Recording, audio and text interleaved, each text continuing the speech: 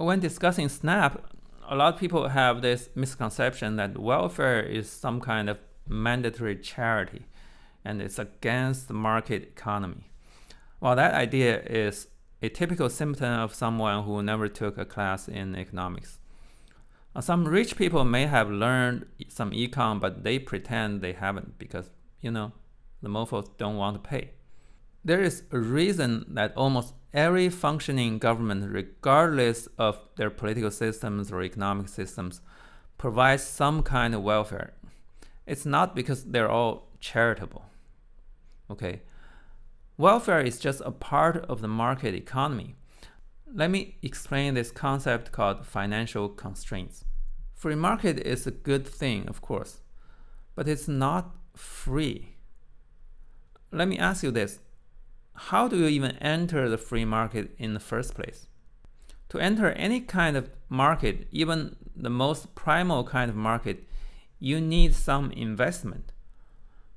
You want to sell some fruits, you need to either purchase them from the farmers or you need to invest in a farm yourself. What if you don't have the money? One thing you can do is to sell your labor to some other traders without building a business. That's okay. But even so, you still need to invest in your own physical capacity. You need to have enough protein intake to become an effective worker, right? And you need to have some bus money for those job interviews. And these days, you need internet access to find even the most basic jobs. What if you can't afford the internet?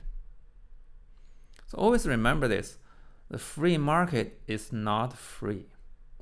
And of course, if a person has the potential of doing more complicated work, they'll need even more investment. If they can't afford the education, their talent will never enter the market. How is that a good thing for the market economy? And also, some people are just born to run their own business. They're better at running a small shop than working for a big company. I bet you know some people like that. Now, their talent will serve the society way better if they can save some money to build a business. But how can they do that if they live paycheck to paycheck? The free market is great, but a lot of people will be excluded from that greatness if they don't have the resources to make necessary investment. Okay then, you might say, what about borrowing? Theoretically, in an ideal market economy, of course, you can borrow money to invest in yourself. But how well do you think that will work out in the real world? Remember, borrowing involves risks, both for the borrower and for the lender. The borrower may worry about becoming a debt slave, and the lender may worry about not getting back the money. So even if your investment is 100% safe and you are determined to pay back the loan, how do you prove it to the bank? How much time can the bank invest to listen to your life story? If you're borrowing $20,000 to start a business, maybe they have the patience to listen to you. But what if you just need $100 to feed your kids so they don't die? A loan specialist in a bank may have an hourly wage of $50. If they spend 2 hours with you, it costs them $100.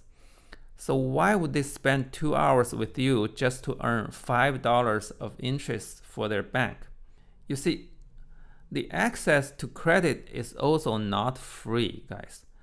To borrow money, you also need to invest yourself to the extent that lenders want to do business with you. In other words, you need money to borrow money. So even if something is clearly a good investment, like nutrition for your children, you may not have the money to make that investment, and the lenders may not have time to study your little child feeding project. That phenomenon is called financial constraints. Because of these constraints, a market economy requires welfare. What's good about a free market when millions of people can't afford to get in? If they die before they can work, would you call that a good market economy? So welfare is not charity. It's investment. The banks don't have time to study every little project, so the government has to step in and use the tax revenue to give everybody a little breathing room, so they can effectively invest in themselves and participate in the market. Not just some governments do that. Every government does that. It's not socialism. It's just hardcore classic economics, which you can totally learn by opening any goddamn textbook. Some very early pre-modern government may not have welfare, but that's only because economics wasn't even invented, and they didn't know jack shit. These days, even a tyrannical government understands that they need to invest something in the labor force. It's no-brainer. We can disagree on exactly how much welfare is optimal, but the concept of welfare is not controversial among economists. It hasn't been for centuries. SNAP is like one of the least controversial policies I can imagine because people need food. Which part do you not understand? If you don't have time to read economics, at least stream Les Miserables. Okay, sorry, I don't know how to pronounce it. So when people are hungry, not only they won't participate in your precious market economy, they may have to take shit by force.